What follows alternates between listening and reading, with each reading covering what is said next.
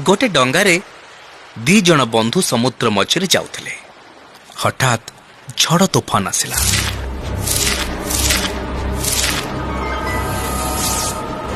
डंगाटी ओल्टी गला। दी बंधु कौनसी मते बंची गले आ पहरी पहरी गोटे निर्जन द्वीपर लागिले। निज देश को फेरिबार किछि भी रास्ता नथिला। जदि कौनसी डंगा कि जहाज आसे तेबे जाई फेरी पारिबे। जणे बंधु आर जन को कहिला, चल आमे तुहे ईश्वर को प्रार्थना करिबा। तमे दीपर एपटे मो दीपर सेपटे। ईश्वर जहार भी डाक शुणिबे आमे बंची जिबा। प्रथम बंधु ईश्वर को प्रथमे किछि खाद्य मागिला। किछि समय पर से गोटे कदली गछ देखिला आ मन भरी पाचिला कदली खाइला। दीपर आरपटे थिबा ता बंधु कथा भूली गला। ता परदिन सेई बंधु ईश्वर को कहिला, एका एका भल लागुनी, मते स्त्रीटीए दियंतु।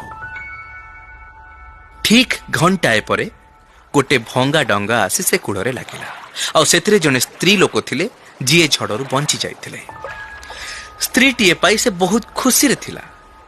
तापर ईश्वर को नुआ डंगाटे मागिला। सतकु सत नुआ डंगाटे आसी पहुंची गला। से ता स्त्री सहित डंगारे गला बेले ता स्त्री ताको पचारिला, तमे कौन तम सांग को छाड़ी दे जीव? से उत्तर देला, हाँ अरे सेटा आम गुड़ियाटा।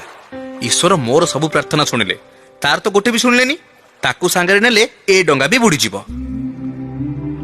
ता स्त्री कहिला, किए तमको कहिला ईश्वर तमर सबु प्रार्थना शुणिले? से केवल तम बंधुर प्रार्थना शुणिछंती। से आश्चर्य ही पचारिला, माने से कौन प्रार्थना करथिला कि? ता स्त्री उत्तर देला, से केवल गोटिए प्रार्थना करथिले, हे ईश्वर मो सांगर सबु प्रार्थना शुणंतु।